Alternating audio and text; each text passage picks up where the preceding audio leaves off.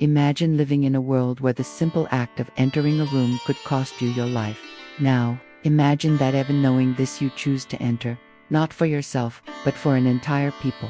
This is the story of Esther, a woman like me, like you, someone who wasn't born in a palace, who didn't have superpowers, who probably never imagined she'd be at the center of one of the most impactful decisions in the history of her people.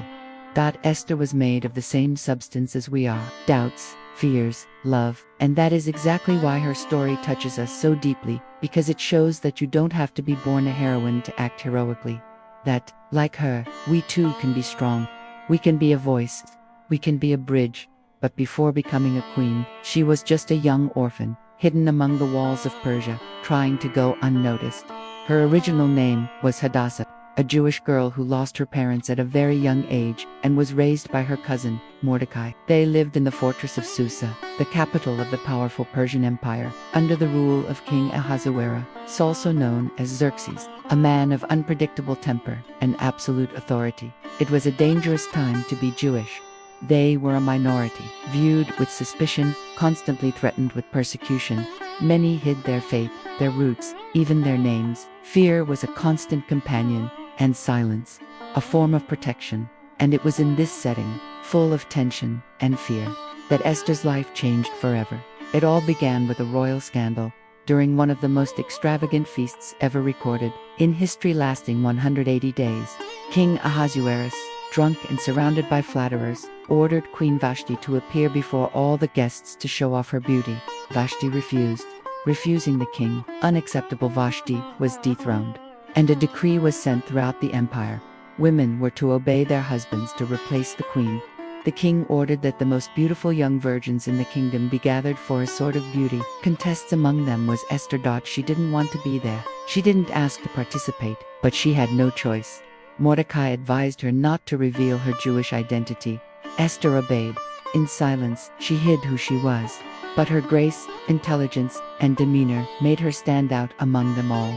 After a long period of preparation, she was chosen by the king to be the new queen of Persia. It seemed like a fairy tale, but the true test of courage was yet to come.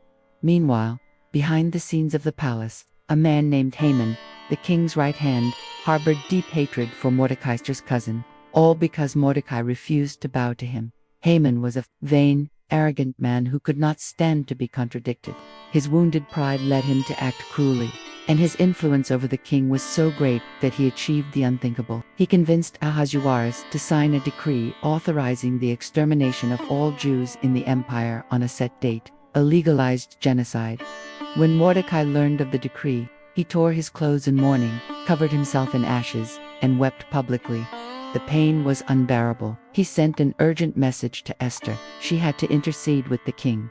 She was their only hope, but there was a problem. In the Persian court, no one could approach the king without being summoned. Anyone who did so without permission would die unless the king extended his golden scepter, and Esther hadn't been called to see the king for 30 days. Maybe he had lost interest. Maybe her presence was no longer welcome. She had two options: remain silent and save her own life, or risk everything for her people. And it was then that Esther uttered one of the most courageous phrases in history: "I will go to the king, even though it is against the law. And if I perish, I perish." With her heart racing, Esther prepared herself. She fasted for 3 days. She asked all the Jewish people to do the same. It wasn't an impulsive decision. It was an act of faith. Esther knew this was not just a political matter, but a spiritual one. On the 3rd day, dressed in her royal robes, she approached the throne room. 1 step, 2, 3. The silence was absolute. Everyone watched. The king saw her. And, in a gesture that would change the fate of thousands, he extended the golden scepter. She was spared. But Esther did not reveal everything immediately.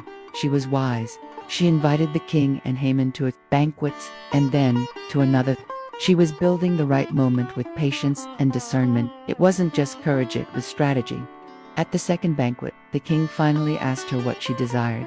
Anything, even half the kingdom, was within her reach. And that's when Esther revealed everything. That she told him that she herself was Jewish, that a decree had been signed to exterminate her people, and that Haman was the author of this cruel plot. The king was enraged.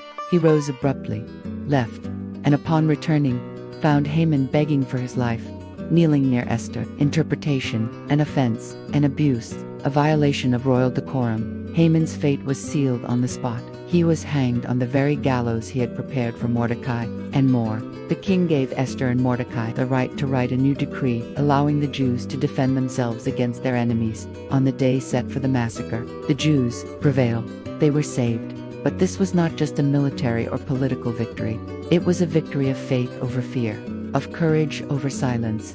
It proved that a single voice, when guided by justice and hope, can echo louder than 1,000 decrees of death. Esther went from anonymous young woman to heroine of a nation. She not only saved lives but redefined the meaning of royalty. It's not about who wears the crown, but who is willing to sacrifice it for something greater. And to this day, that victory is celebrated by Jews all over the world during the feast of Purim. Esther became a symbol not just of bravery, but of identity, of unshakable faith, of living hope. That she proved that even in the most impossible situations, there is room for light, and that true courage is born from love for others. But none of this would have been possible without the courage of a woman. Esther was not a warrior.